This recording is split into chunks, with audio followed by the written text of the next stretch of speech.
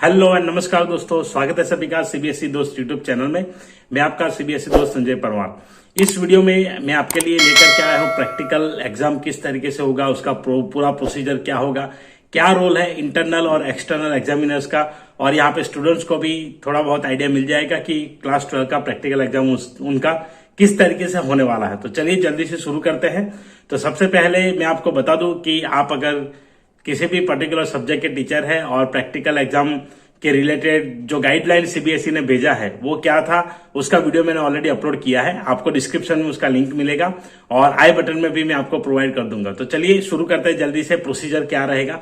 तो सबसे पहले देखिए, जैसे प्रैक्टिकल एग्जाम का शेड्यूल सीबीएसई ने ऑलरेडी दे दिया है। विंटर बाउंड स्कूल का अलग दिया है और विंटर बाउंड के अलावा जो स्कूल है उनका अलग दिया है। तो यहाँ पे विंटर बाउंड स्कूल्स का जो है वो अभी स्टार्ट होने वाला है और जो बाकी के जो स्कूल्स है उनका होगा 1 जनवरी से। तो चलिए शुरू करते हैं किस तरीके से प्रैक्टिकल एग्जाम का प्रोसीजर रहेगा और क्या क्या चीजें इसमें फॉलो की जा सकती है।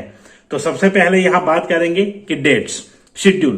तो बेसिकली जो एक्सटर्नल एग्जामिनर है उनका लिस्ट सीबीएसई के द्वारा स्कूल को प्रोवाइड किया जाता है। तो सीबीएसई यहाँ पे बोर्ड जो है अपना एक ईमेल के जरिए ये सारी चीजें स्कूल को प्रोवाइड करती है। ईमेल भी आता है और हार्ड कॉपी में भी आता है। तो ये दोनों चीजें यहाँ पे है। तो ईमेल जैसे ही आता है स्कूल को, स्कूल पर्टिकुलर टीचर को वहां पे सर्कुलेट करते हैं और डेट्स जो है वो एक्सटर्नल एग्जामिनर से मिल करके, अगर आप एक्सटर्नल एग्जामिनर है कहीं और एग्जाम लेने जाने वाले हैं तो उनके लिए भी आपको स्कूल से कांटेक्ट करके आप डेट्स फाइनलाइज कर सकते हैं। तो डेट्स फाइनलाइज करना वो इंटरनल एक्सटर्नल दोनों का रोल है यहाँ पे, और वो डिसाइड करेंगे, दोनों स्कूल डिसाइड करेंगे। उसके बाद उनका शेड्यूल तय होगा। नेक्स्ट यहाँ पे जो है वो होने के बाद practical selection should be done by both internal and external examiner. तो इंटरनल एग्जामिनर और एक्सटर्नल एग्जामिनर दोनों मिल के यहाँ पे तय करेंगे कौन कौन से एक्सपेरिमेंट उनको प्रैक्टिकल एग्जाम के दिन स्टूडेंट्स को करने को देने हैं। वो सारा जो प्रोग्राम्स है, तो प्रोग्राम जैसे हमारा कंप्यूटर साइंस का सब्जेक्ट है तो उसमें जो प्रोग्राम और जो सीबीएसई ने सजेस्ट किया है उसके हिसाब से रिकमेंडेड जो भी लिस्ट होगी उसके ऊपर से कोई भी क्वेश्चंस रखे जाएंगे। वैसे हर सब्जेक्ट में होगा, जो भी एक्सपेरिमेंट देने हैं एग्जाम के लिए वो दोनों तय करेंगे, इंटरनल और यहाँ पे जो है viva was asked by both.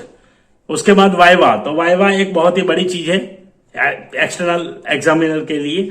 तो वाइवा यहाँ पे क्लियर दिया है कि कभी कभी हमने देखा है कि इंटरनल एग्जामिनर्स सवाल पूछते ही नहीं है, या तो फिर पूरा एक्सटर्नल को दे देते हैं कि आप ही पूछिए, आपको जो पूछना है। तो कभी कभी ऐसा होता है। तो यहाँ पे दोनों को तय करने हैं, वाइवा क्वेश्चंस दोनों पूछेंगे।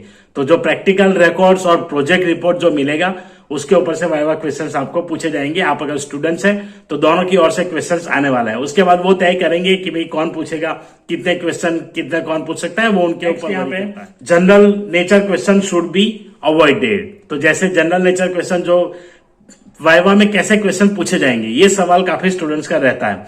तो पहला, आपका जो सिलेबस है उसमें से कुछ भी पूछा जा सकता है। आपने जो प्रैक्टिकल रिकॉर्ड्स प्रिपेयर किए हैं उसमें से कुछ भी पूछा जा सकता है। आपने जो प्रोजेक्ट रिपोर्ट बनाए हैं उसके ऊपर से कुछ सवाल किए जा सकते हैं।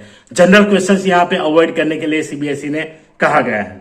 नेक्स्ट है project originality get full marks and stereotype receive mediocre marks. तो यहाँ पे देखिए क्लियर लिखा है कि अगर कहीं पे कॉपी पेस्ट जैसा लगता है या कुछ है तो स्टीरियोटाइप नहीं होना चाहिए। उसमें स्टूडेंट का इन्वॉल्वमेंट होना बहुत जरूरी है। कोई भी प्रोजेक्ट बनाया है तो उसका इन्वॉल्वमेंट किस तरीके से होगा, वो कैसे आंसर देते हैं वाइवा में, उनसे पता चल जाता है। तो स्टीरियोटाइप नहीं होने चाहिए। स्टीरियोटाइप अगर है तो मार्क्स जैसे जनरल दिए जाते हैं वैसे जाएंगे।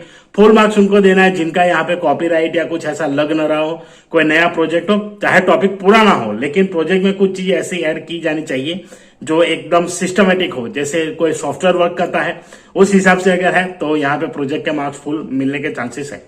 नेक्स्ट यहाँ पे है फॉलो द मार्क्स पैटर्न। और जो सीबीएसई ने तय किया है प्रैक्टिकल एग्जामिनर का जो स्ट्रक्चर है आपके सब्जेक्ट के हिसाब से, उसी हिसाब से फॉलो करके आपको मार्क्स यहाँ पे देने हैं। और आंसर शीट जो है उसमें भी उसी तरीके से मार्क्स आपको मेंशन करने हैं कि इतने प्रैक्टिकल में से, इतने प्रोजेक्ट में, इतने प्रैक्टिकल एग्जाम जो कंडक्ट किया उसका, इतना प्रैक्टिकल फाइल का, प्रैक्टिकल रिकॉर्ड का, वो जो भी है उस हिसाब से।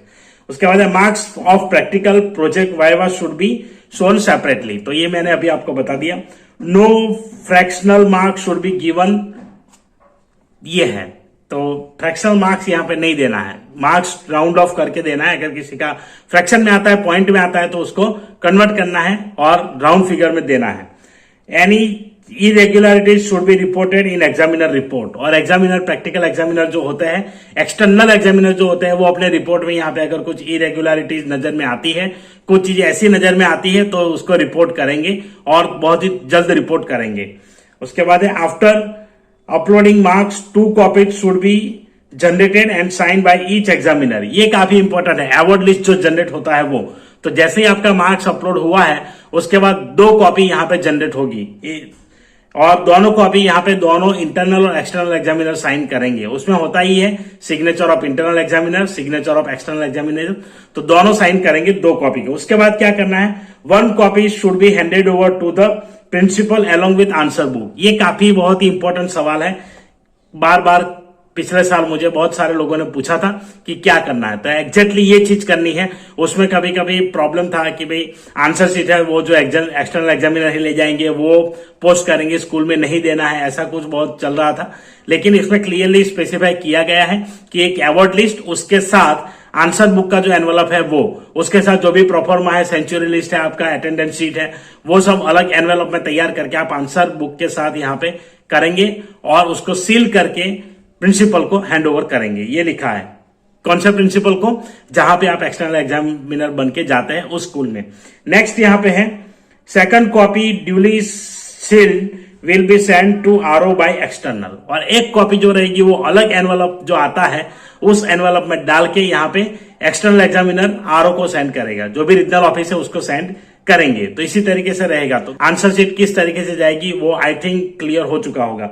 नेक्स्ट यहाँ पे, school also send the hard copy of award list receive from the external and the answer book to the concern RO. और जैसे ही मिलता है प्रिंसिपल को, उसके बाद प्रिंसिपल तुरंत ही या नेक्स्ट डे, जितना भी जो भी फिजिबिलिटी है, क्योंकि कभी कभी क्या है कि एग्जाम लेते लेते शाम हो जाती है, तो शाम में पोस्ट ऑफिस ओपन नहीं रहता, तो उस केस में आप नेक्स्ट डे सुबह ही तुरंत जल्द से जल्द उसको, जैसे ही पोस्ट ऑफिस ओपन होता है, आप पोस्ट कर सकते हैं।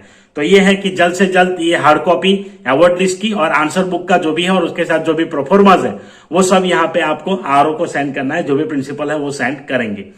Answer book should be send by insured registered parcel by principal. और जो भी एक्सटर्नल एग्जामिनर भी सेंड करेंगे या प्रिंसिपल भी सेंड करेंगे, तो यहाँ पे इंश्योर्ड और रजिस्टर्ड पार्सल से ही उसको सेंड करना है। Local school send answer book personally. और जो लोकल मतलब नजदीकी जो स्कूल से आरओ से, वो पर्सनली ऑफिस में जाकर के सबमिट कर सकते हैं, आरओ में पर्सनली सबमिट करेंगे। Award list should be send separately by insured registered post double sealed covered by the external examiner. वो सेम हमने बता दिया। For mistake regarding marks the deduction on account of mistake will be made from examiner. और कोई mistake है तो यहाँ पे पूरा मिस्टेक जो है उसके बदले में कुछ डिडक्शन होगा उनके अमाउंट से, या फिर पूरा भी डिडक्ट हो सकता है। तो मिस्टेक यहाँ पे अवॉइड की जानी चाहिए। जैसे आंसर शीट पहुंचता है, अवार्ड लिस्ट पहुंचता है, उसके बाद में पता चलता है कि ये तो गलत हो गया, ऐसा नहीं होना चाहिए। फाइनलाइज करने से पहले सारे चीज जो है उसको रिव्यू कर लीजिए और रिव्यू करने के बाद आप उसको सेंड कीजिए। सो आई होप आपको क्लियर हो चुका होगा क्या प्रोसीजर है। इसके अलावा अगर कोई आपके डाउट बच जाते हैं, कुछ छूट जाता है, तो आप जरूर कमेंट कीजिए। बाकी के जो फॉर्मेट्स है वो मैंने ऑलरेडी वीडियो में अपलोड करके आपको दे दिए। कोई नया फॉर्मेट आएगा तो मैं आपको तुरंत ही यहाँ पे वीडियो के द्वारा दे दूंगा, वीडियो के माध्यम से दे दूंगा। और इस वीडियो के डिस्क्रिप्शन में लिंक में आपको सारे रिलीविंग लेटर फॉर्मेट, उसके अलावा जो भी प्रोफॉर्मास है वो सारे फॉर्मेट में आपको लिंक देने वाला हूं, तो वहां जरूर देखिए। चलिए मिलते हैं ऐसे ही इंटरेस्टिंग वीडियो में अगले किसी और नए टॉपिक के साथ। तब तक के लिए जय हिंद, जय Bharat. Thank you very much for watching.